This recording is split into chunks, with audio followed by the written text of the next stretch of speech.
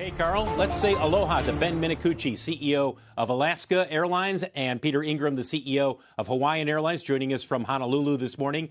Guys, how long were you talking about a possible merger, and how quickly did this deal come together? Ben, we'll start with you.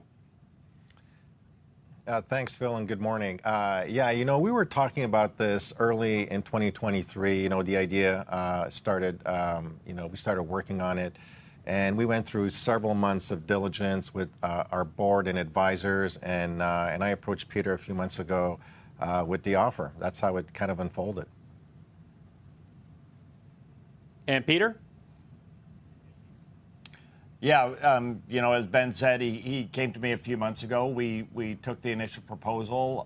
It was certainly a credible proposal, and I did what I should do, which is take it to my board. We analyzed it, worked through it, and we've spent some time over the last few months working with Ben and his team, and it culminated in yesterday's announcement and signing the day before that. Ben, you know what everybody's saying who's looking at this deal today. The Biden administration has made it clear it's not crazy about airline mergers. We know what's going on between JetBlue and Spirit right now. That's playing out in court. How do you convince the Biden administration, the DOJ, that this deal, that Alaska and Hawaiian makes sense? Phil, I think, on the merits of this deal is simply it is pro-consumer and pro-competitive. When you combine both these networks, we'll have about 1,400 flights a day. Only 12 out of those 1,400 flights is where we have overlap.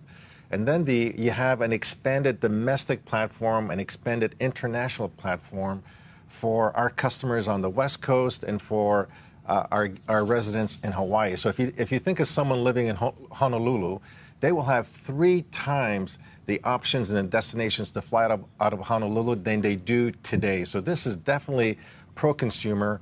And then when you think about that expanded domestic footprint, that expanded international footprint, we will become a bigger, stronger carrier to compete against the big four that control 80% of the domestic market share. So we feel that we check both those boxes, and we're hopeful that it'll be seen in a positive light. Yeah, but Peter, you understand what the regulators are looking at these days. Did you talk to the board, or did you and the board talk about, hey, is there a possibility we put this off for a couple of months? We have an election coming up. It might be a better chance of this getting through after November of 2024. Well, we certainly talked about the regulatory process with our board. That was part of our valuation. And, we came to the same conclusion that Ben just articulated, that this transaction needs to be looked on its own merits, not compared to any other.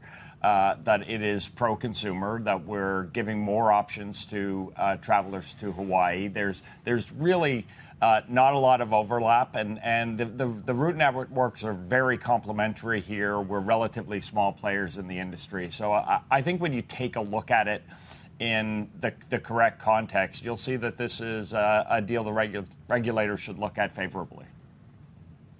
Hey, Ben, what is the plan for using Honolulu, if this deal is approved, along with your hub in Seattle, to further expand what Alaska is doing in terms of international flights, especially Asia-Pacific routes?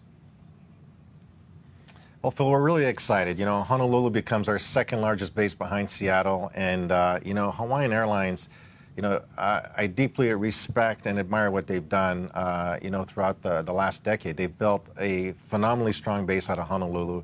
Their international is very, very strong. And so that existing network will continue.